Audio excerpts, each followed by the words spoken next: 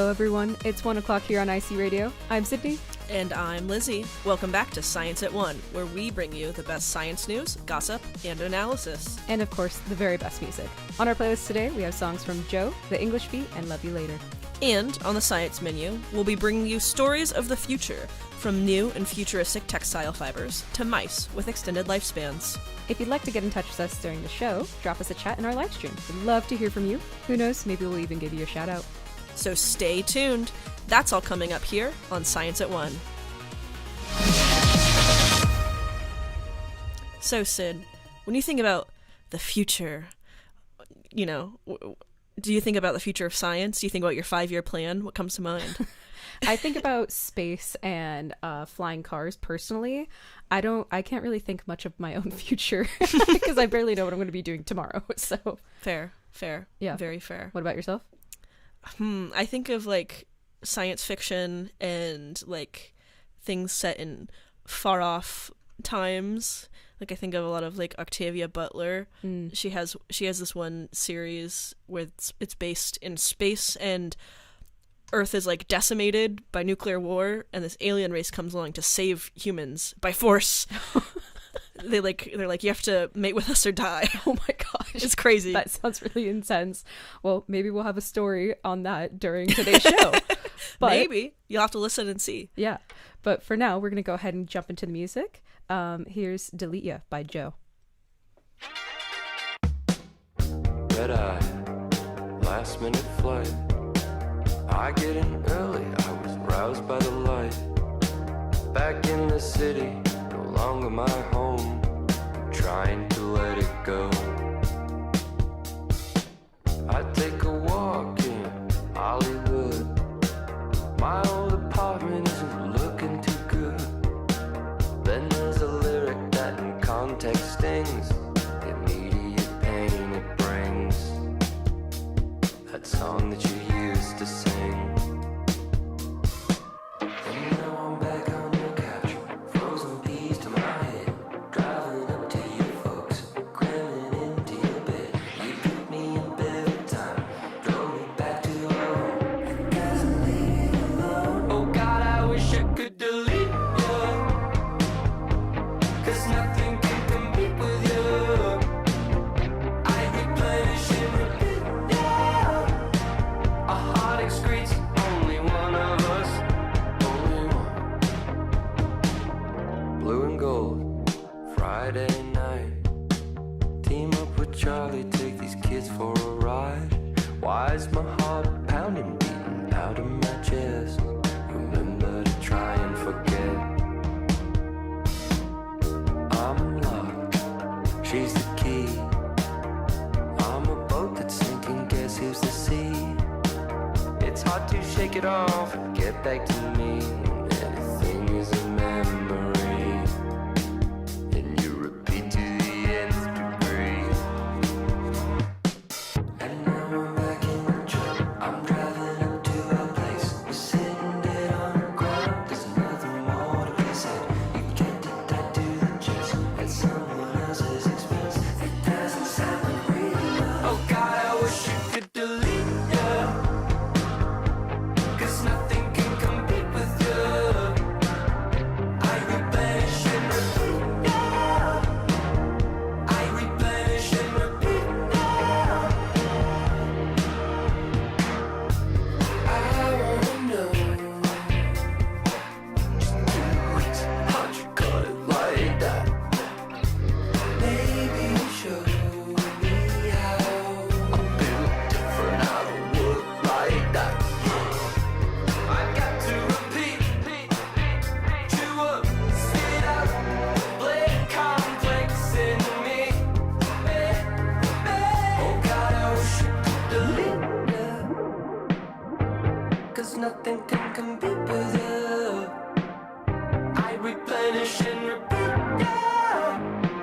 One I could be for the two of us, Oh God, I wish you could release ya. Wind it back and never be with you. Then I'd be happy just to meet ya. One heart could bleed for the future us if we were young. But this is done. And that was Delete Ya by Joe. So, Lizzie, I heard you have some news stories to start off our day. Yes, I do. I tried my best to find some stories that have some interesting implications for the science of tomorrow. Ooh, any prospects of aliens coming to colonizate us and make us a superior human race? Unfortunately not. I couldn't find any evidence of that. I should have just watched Independence Day and talked about it as if it was real news. But I unfortunately decided to do real journalism today. Oh, man. So what did you find for us today? So first up, I found a story about a new link that was found between the brain, the immune system, and the gut. Researchers used to think that the vast majority of adaptive immune cells, you might have heard of them as T cells, were only in protective membranes that cover the brain. Ooh, so does that mean the researchers were able to find these T cells somewhere else in the brain? Yes, that's exactly right. Researchers found a bunch of T cells smack dab in the middle of the brain, in a region called the subfornical organ, in both humans and mice. What? Yeah, the subfornical organ. The T cells, they're actually distinctly different from immune cells in the subfornical organ. They're really different from the ones in the brain's membrane. So it tells us that there's just, completely different function than those on the membrane. The subfornical organ actually regulates stuff like eating and drinking. The researchers then assumed, well, of course, if it's got to do with eating and drinking, then it would have to do with our behaviors around eating and drinking. And they were right.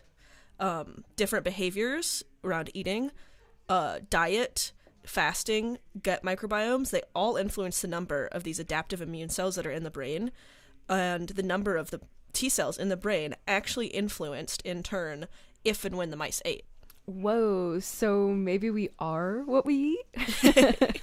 Perhaps. Okay, so that sounds like the gut-brain connection might be a big focus for future research.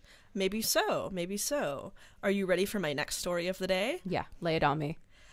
This is, unfortunately, a little bit of a downer story, but nevertheless, I think it's important for the future of science and research. The U.S. government, as you might know, has been slashing funding, and one of their targets has been universities. Most recently was Harvard, which just a few days ago, it was announced that they had nearly 1,000 grants cut, which totaled up to 2.4 billion USD. That's billion with a B. Yeah, no, I've been seeing that. It's just horrible. So do we know why so many of these grants have been rescinded? It's pretty much all ideological. The current administration thinks that universities like Harvard and Columbia are brainwashing college students with, quote, woke ideology. Great. It's a political move that aims to silence academics, and it doesn't do much other than cost the jobs and education of people like postdocs and students. First and foremost, those are the people who are most affected, not to mention the future of scientific research in America. So do we know what experts think will happen? I mean, it's a really scary situation that all of the funding has been cut for so many of these projects so suddenly. Yeah, it's like, imagine that you're going in school, you're back in undergrad, or maybe you're doing your master's where this is cut, or you're getting your PhD, and all of a sudden your scholarship doesn't exist anymore. Yeah. You have all that money that you have to pay for yourself, or drop out, or transfer. And so a lot of important things that Harvard were looking into, other than the people whose lives are going to be upended by this, they won't be investigated anymore. People at Harvard and their partner institutions were studying stuff like drug-resistant tuberculosis, HIV in young people, artificial intelligence, quantum physics, all really important stuff that is, you know, it's pivotal to people's lives and the future of our economy and world. The lack of research into these things most definitely mean the future of science in America might be bleak. Yeah, it feels like we're just taking a step backwards, honestly. It does. It really does. And it's unfortunately not really a positive spin on that one. Just something to keep in mind, especially here in the UK, that it might seem like science is so protected and rooted in reality here, but it's not everywhere. Yeah, no, exactly. So do you have any maybe lighter stories for our last bit of news for today? Yes, I do. ZSL, aka the London Zoo, has 2 capybaras now. Their names are Gizmo and Kiwi. Oh, Oh, such cute names. Isn't that so I love adorable? that. Yes, we stand capybaras.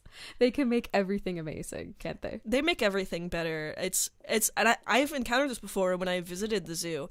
People will be like, "Do you know where the capybaras are?" And I'm like, "I don't think they have them here." Yeah. But now they do. Oh, exciting. So can people go and see them? They can, but you'll have to act fast to see them, though, because they're just going to be here for the summer, while the zoo that they normally live at, I think it's Whipsnade Zoo, is their habitat's under construction. So they're just going to be here for the summer. It's a little vacation. So you have to make your future plans to the zoo now. I see what you did there. Well, I will definitely be going. Thank you so much for all the news, Lizzy. Of course, Sid. We're going to hop back into the music now. Here's Just Tonight by Jimmy Eat World.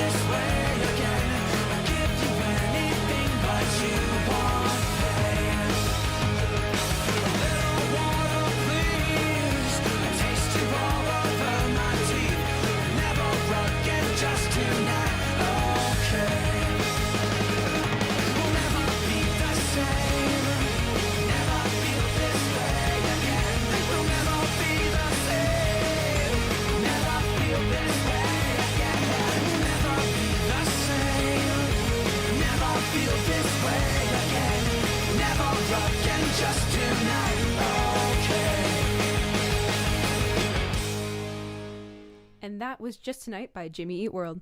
Joining us now in the studio is Georgia to talk about some fabric news. Welcome, Georgia. Hi, thanks for having me. Indeed, I am here today to talk about textiles.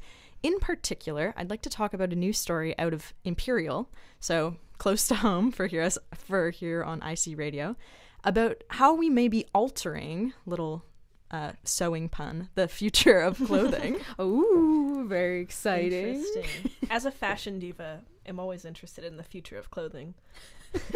Yeah, always want to be a trendsetter here. Oh, yeah. So basically, I'm here to talk about a team out of Imperial that has essentially developed a new fiber, not even a new fiber, a new way of creating fibers, which could be the next evolution of sustainable fashion. So, as you may know, currently most clothing is made with either natural fibers, which are things like cotton or wool, things from plants or animals, or they might be made from synthetic polymers, which are things like polyester, or they could be combined blends of both natural and synthetic fibers. Yeah, that's kind of the idea I had about it. Again, as the resident fashion diva, that's what I thought about the type of fibers we had. But I did also hear that synthetic fibers last forever and they just kind of fill up landfills. Yeah, so that's actually a really interesting debate and kind of a weird flaw in the modern capitalist system in terms of fashion, which is that there's a lot of debate about if natural or synthetic fibers in clothes are more sustainable, because as you say, on the one hand, synthetic fibers are usually non-biodegradable plastics, so when they get disposed of, they just end up sitting in landfills forever. But on the other hand, natural fibers degrade more quickly, so you need to replace them more often, unlike synthetic fibers. And also, they take a lot of land to produce, especially you think of things like cotton, all of the land and water that goes into producing that, or even sheep's wool takes a lot of land and human energy to farm. Yeah. And so, yeah, there's kind of a big debate going on. Or not even a debate, it's just tricky. Yeah, like it seems like both ways aren't really sustainable or really great for us in the long term. So it seems like we can all kind of agree that fast fashion and overconsumption is probably our biggest issue when it comes to, I don't know, clothing consumption. I would definitely agree that the most sustainable option, whether you're using natural or synthetic fibers, is just not consuming too much, not buying into fast fashion. However, this new fiber that I'm going to talk about today could be kind of a middle ground option to this problem. Now, it hasn't been produced yet, but it's coming from a company called Selena Materials, whose co-founder is the head of the section of structural and synthetic biology in Imperial's Department of Infectious Diseases. So what they are proposing they could do is that they will custom design fibers at the molecular level and genetically engineer microbes to produce them. Whoa. Infectious disease? Yeah, that's where the microbes come in, yeah, I think. is that like how does this work? Like, are they using tuberculosis to design the molecules? What's happening? All things are tuberculosis, obviously. Yeah, Oh, I mean, of course. I'm not an authority on how all things are tuberculosis. I'm sure there's some way to connect all things back to that. But for this particular project, they're using AI modeling to help design proteins that don't exist in nature. So developing proteins that have certain qualities, maybe certain tensile strengths or hand feels or appearances. They use the AI to create a protein that would have those qualities, and thus they can effectively engineer the perfect type of fiber for any type of clothing. And then they are genetically engineering microbes. I couldn't figure out which exact type of microbes they were using, but in aqueous solution, they will have microbes synthesizing these proteins, essentially, just pumping them out to create fibers. So instead of shearing a sheep to get your wool, you'll just be getting aqueous microbe fibers and creating, I don't know, joggers. Wow, that's so cool. That's such a huge shift for the field. Like, I wonder how this is going to impact the fashion industry. Yeah, right? So I'm a knitter myself, kind of consider myself a bit of a textile artist. And I have to say, I don't know if, from that perspective at least, this kind of synthetic fiber will fully replace either the current synthetic alternatives or natural fibers. I know a lot of knitters are very particular about what kinds of wool or blends we use, and so I have no illusions that this will completely change what kinds of fibers are being used. But especially when we think about high quantity, fast fashion, commercial fashion, I think that this could be a huge step in a different direction. Yeah, no, like I crochet too, and I definitely would try this, but especially if it sounds like it could maybe be a more sustainable option. Yeah, it could be. So, as I said, they are being produced by microbes And so the fibers would be biodegradable like natural fibers. So they wouldn't have this same like polyester issue of just sitting in a landfill, dissolving forever, or creating microplastics every time you put it through the wash. But because they're being very specifically engineered to have certain qualities, they could have greater longevity and less tear to them and be more similar to synthetic fibers in that way. So you wouldn't need to be replacing your clothing as often. Oh, that sounds very exciting. But I feel like we're hearing a lot of hypotheticals and potentialities in this segment. So what is the timeline on actually getting this to market, or us potentially wearing clothes made from microbes? Yeah, I mean, it's a good question. It was on my mind as well. So there have been a couple rounds of funding campaigns for this project. There was previously around a £4 million pre-seed funding campaign, and now they've just finished a seed fund specifically campaign, which has raised over £6.5 million.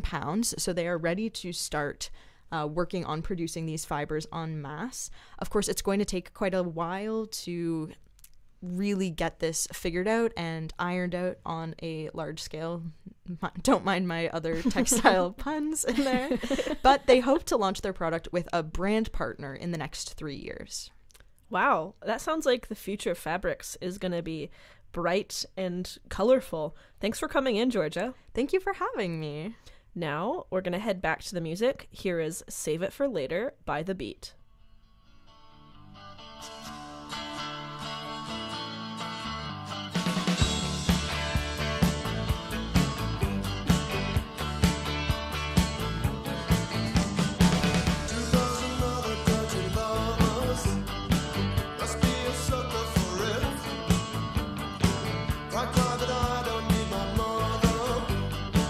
Just hold my hand while I come to a decision of it.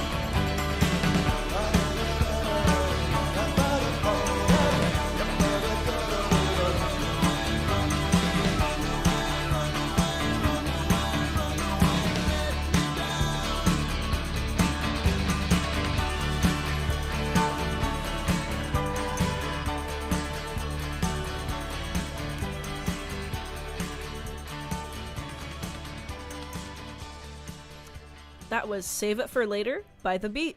Now, continuing on with our theme of the science of tomorrow, I have some news about how we may be changing how we age. Ooh, does that mean I can get elderly faster? Ooh, now that is a hot take. I could probably just smoke some cigarettes and I'd get there quicker anyway. I think there's probably a lot of very cheap methods that are outside the realm of science that could do that for you. Yeah. Stress, nicotine, caffeine. I'll get there. Yeah, easy.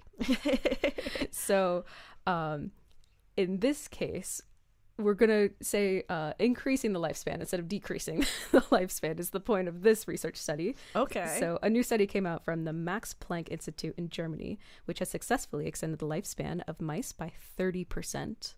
30%. In a human, that'd be a long time. Yeah. But for a mouse, how long is that? So mice typically live between 12 and 18 months. So this is adding about 4 to 6 additional months to their life. Okay, interesting. How did they do it? So their study consisted of 2 drugs, one of which is rapamycin and tramtinib, both of which are used to treat different types of cancer.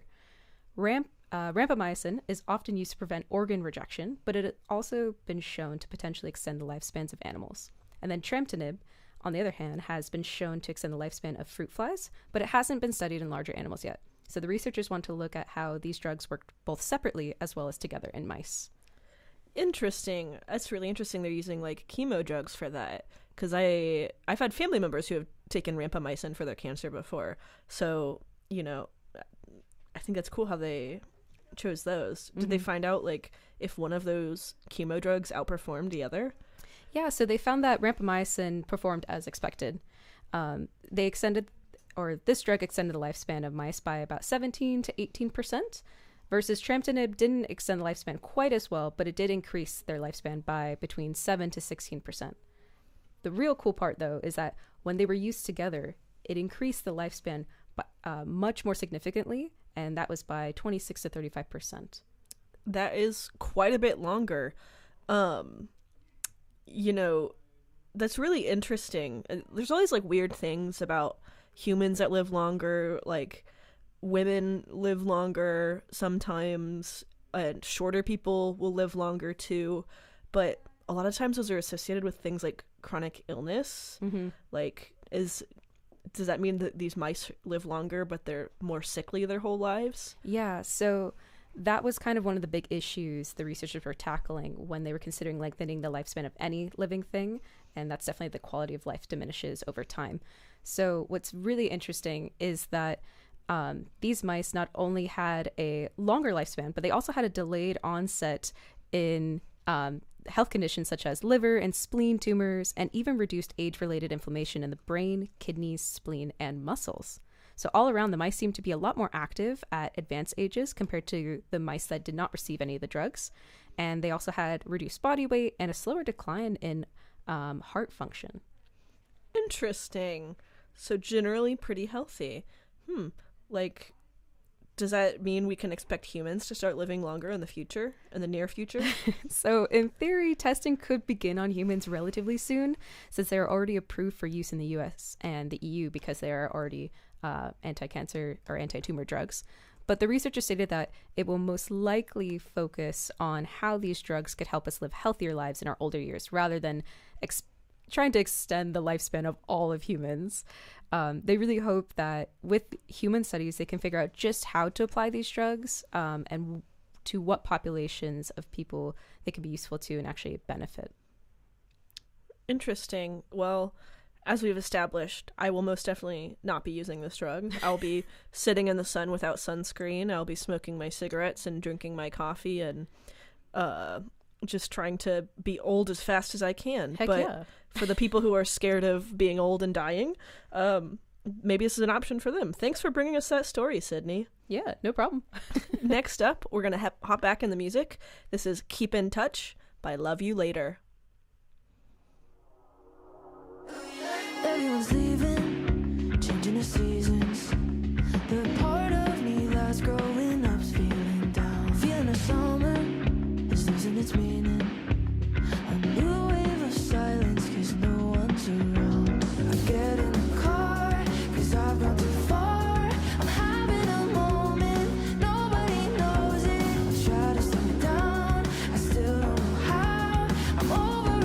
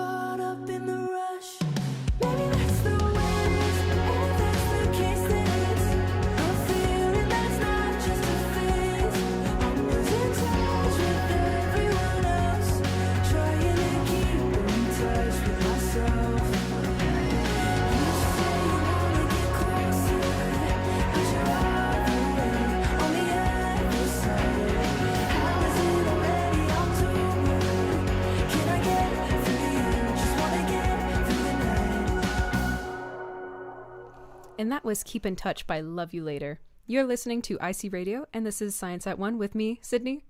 And me, Lizzy. Still to come, we have some fun things about the future of farming. We also have some future of space coming up too. Ooh, very exciting. And then we'll of course be playing some more music.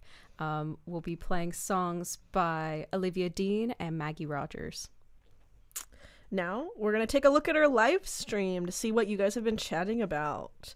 Lord Nubis, longtime listener of course, has been talking up in our chat. He says the woke mob personally killed his dog and stole his wife. This justifies cutting Harvard's research grants. Well, sounds like you should have loved your wife and dog better. Sorry, Lord Nubis. Whoa. Hot take. Hot take. Also, the hashtag support local sheep. I'm assuming that's in reference to Georgia's story on new textiles and how wool is not always the most sustainable. You know, I love sheep. I think sheep are great. I also support local sheep. Lord Nubis does as well. Yeah, doesn't want to put our local sheep out of their jobs. Oh, yeah. Thank you guys for all your comments. Sid, do you know another way to keep in contact with us? Yes, I do. So, if you are listening to this maybe after our show, you're more than welcome to drop us an email at science19@gmail.com. That is the word science, the word 1, and the number 9 at gmail.com. We'd love to hear from you. So, with that now, we're going to go right back to the music. Here's Time by Olivia Dean.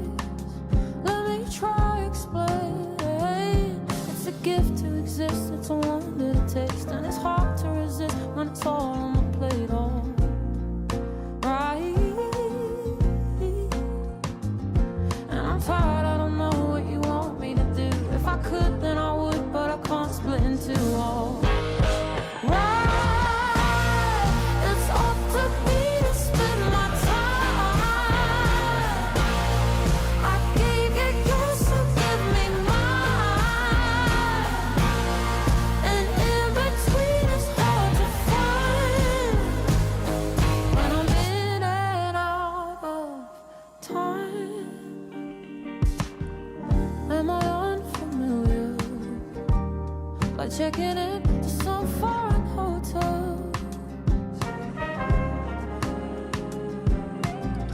wishing I could steal you to a place where there's no one else. Is it greedy though? Can I ask for both? For the gift to exist and the wonder to taste, and it's hard to resist when it's all on the plate. All right. Tired, I don't know what you want me to do. If I could, then I would, but I can't split in two. All right, it's up to me to spend my time. I gave you yours, so give me mine. And in between, it's hard to find.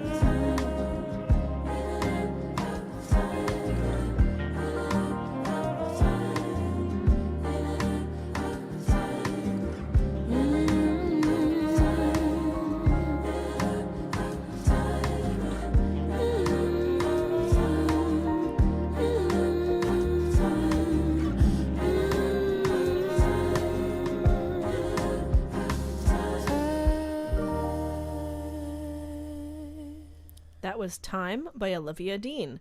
Up next, we have Lottie, our rural correspondent, to talk about the future of farming. Hello. Hello. The farming correspondent made it into the studio. Yeah, So absolutely. The long journey in from the the fields of deepest, darkest Hertfordshire. Yeah, and obviously as the countryside correspondent, did feel duty bound to talk about how the future is affecting farming. So I thought I'd bring a bit of that today. We all know that agriculture is really changing with population increase, climate change. So it's very important, and like future of science, very important to include agriculture in that as well. And I, for one, love to eat food. And Yeah. so I think that's important. Yeah. It is important. It affects everyone. We've been talking about sheep a lot today as well, so it all ties in well. But there's a lot of fancy technology that's being used by the farmers, and I always think it's really interesting that you have really advanced technology and then a really ancient like livelihood that is farming. So how those things interlink, I think, is quite interesting. But they're trying a lot of different things. Farmers are collecting lots of interesting data to help them be more efficient with sort of things like fertilizers, watering, pest control. There's a lot of fancy tech sort of swirling around in the agriculture science world right now, which is very exciting. Ooh. And also obviously things like genetic engineering, the farmers are starting to use more, and vertical. My personal favorite exciting revelation in the world of scientific farming is vertical farming. Ooh. I don't know if you guys have heard of vertical farming. Is that where you farm standing up? It's very close, and to be honest, you're not wrong, because it is, you've got to be quite tall to be able to water the really high crops. Okay. So basically it's mainly in urban areas, and areas which are less space, and it involves growing crops vertically stacked into layers, often in controlled indoor environments. Ooh. Which is very interesting. I think it's quite dystopian looking.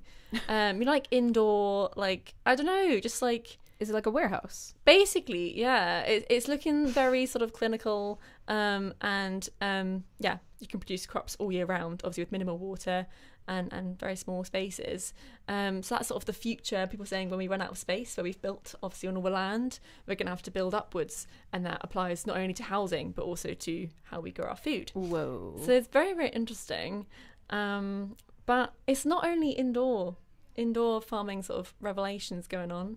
Also, What are some other revelations that you have? my personal favourite revelations, as well as vertical farming, are just more sustainable practices.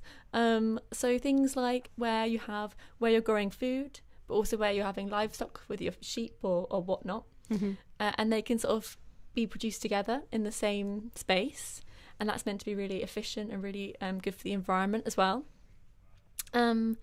And also things agroforestry. Do you know what agroforestry is? That's another one. No, I don't. I'm not very familiar with that term.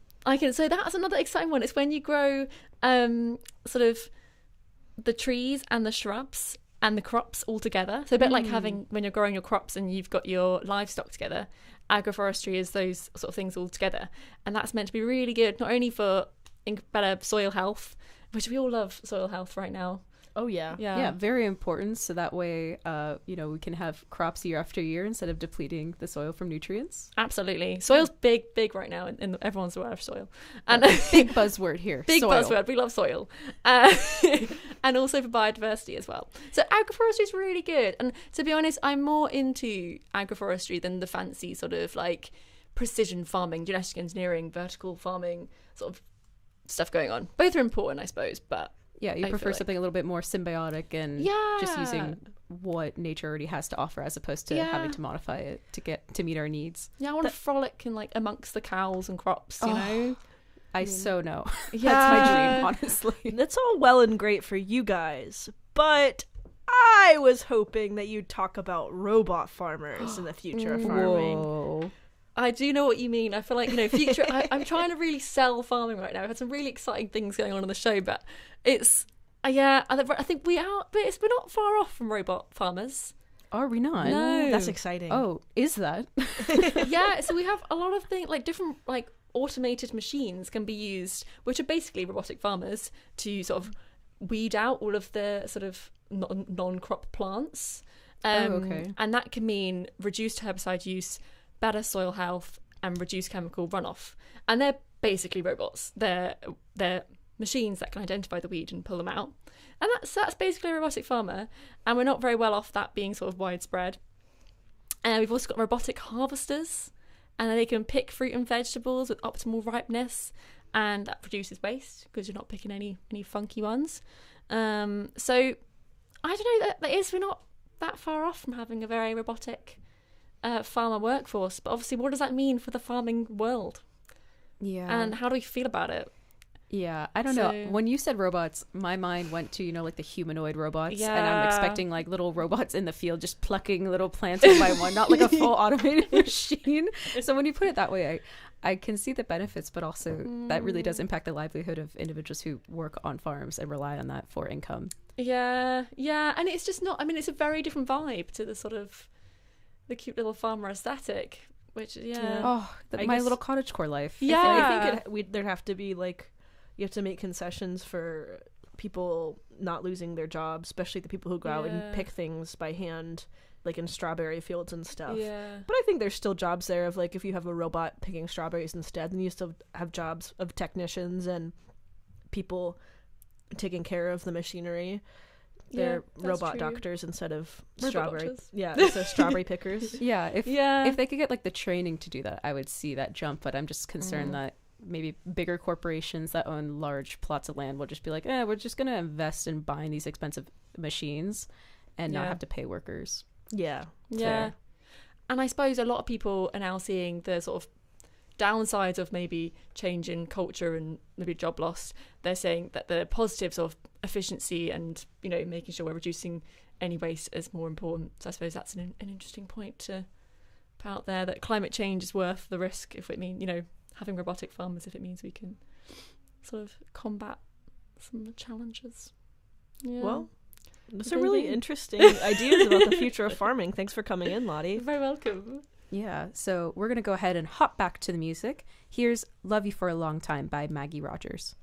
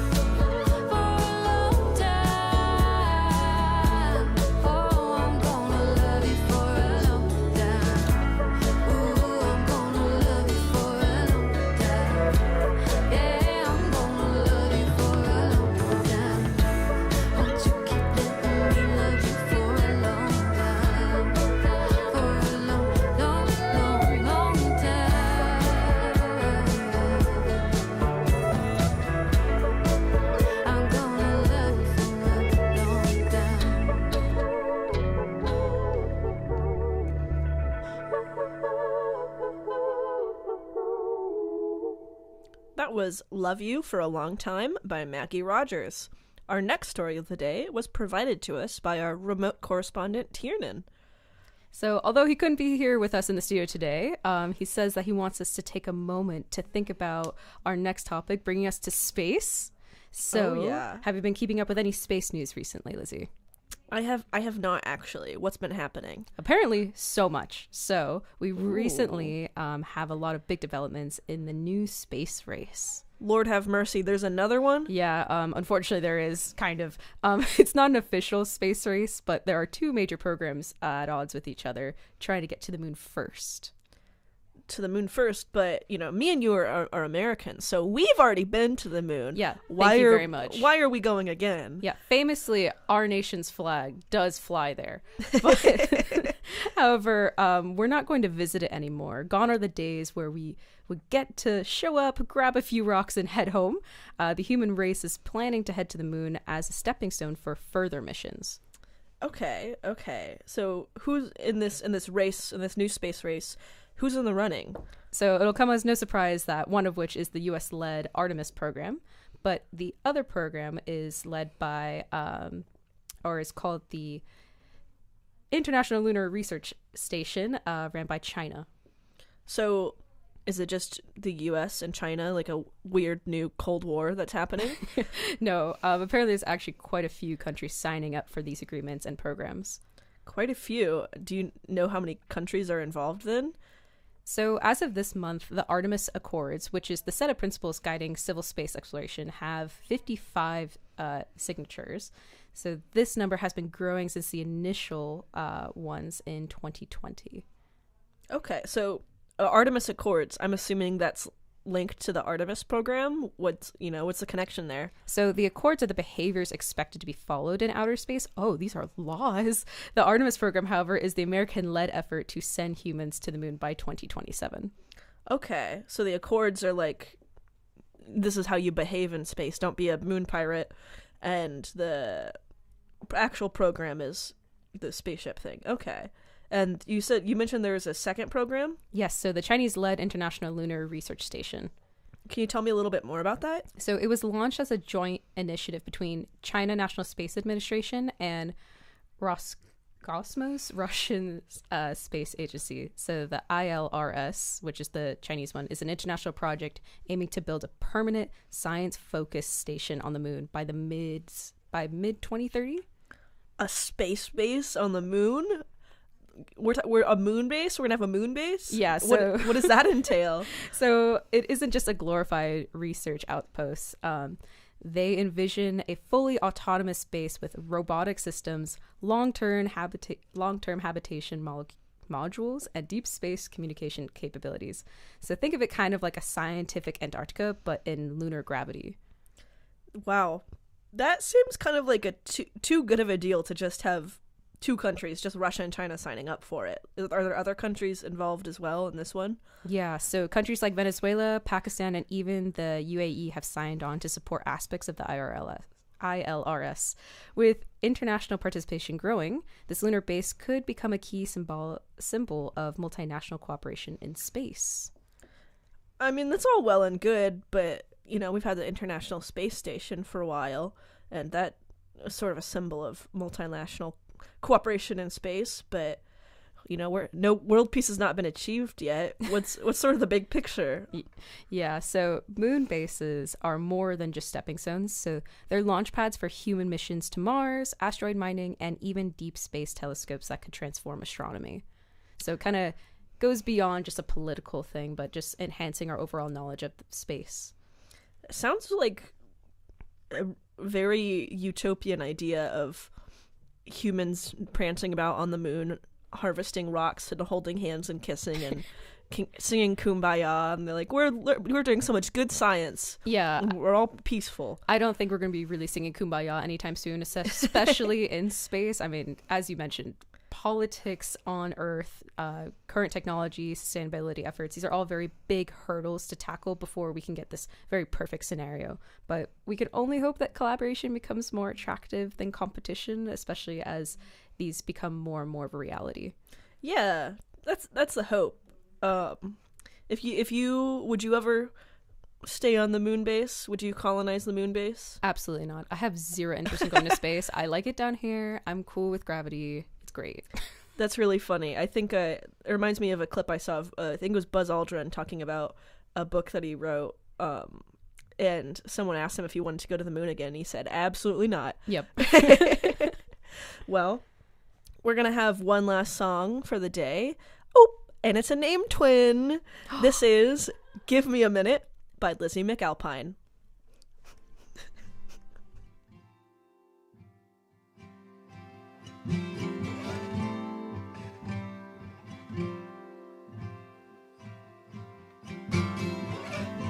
Give me a minute, just one will do. I'll say goodbye to gossamer skies. The city will move out of frame, but it's still you who remains.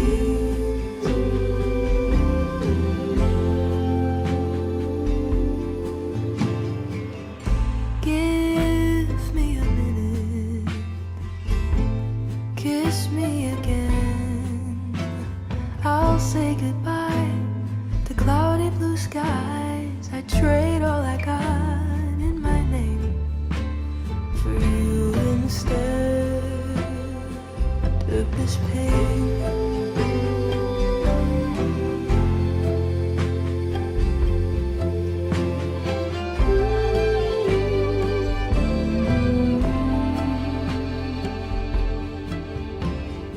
Maybe it's time to forget you.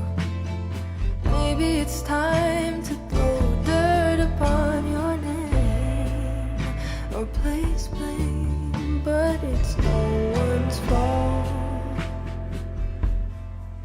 No, it's no one's fault. We're just there.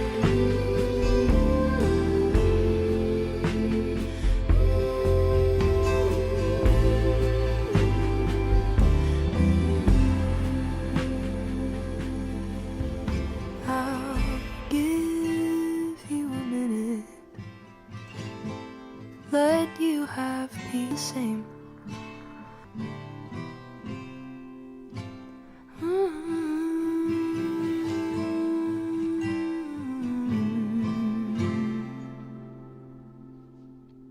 And with that, we have come to the end of today's episode of Science at One.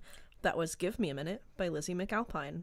So, some exciting news. We've received our very first fan email. Woo! Yippee! Exciting stuff. So, they've asked us, what is one of our favorite science facts? Anything come to mind, Lizzy? Actually, yes. So I took a limnology course in one of my last years of undergrad. Limnology is the study of lakes and freshwater ecosystems. Okay. And the fact is that zebra mussels, they're an invasive type of mussel in Lake Erie.